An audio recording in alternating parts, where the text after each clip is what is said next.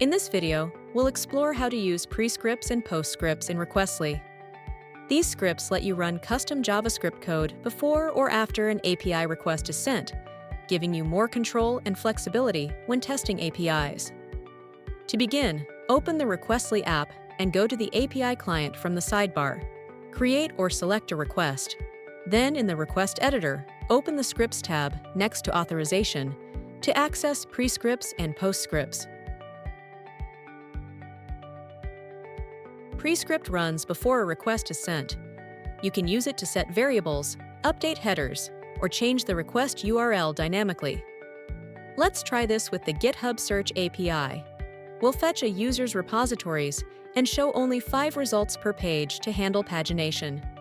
To do this, we'll use a variable called page number, but we haven't set it up yet.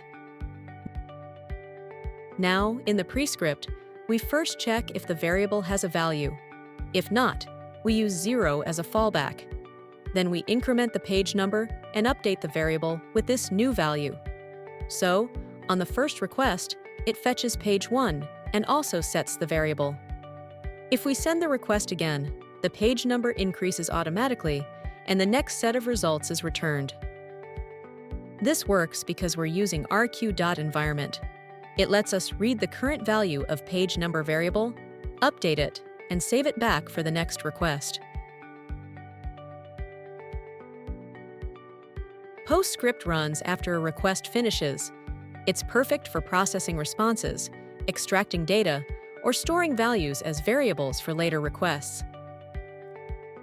Let's take an example with a login API that returns an access token. Instead of updating the token manually every time, we'll use a postscript to store it in a variable.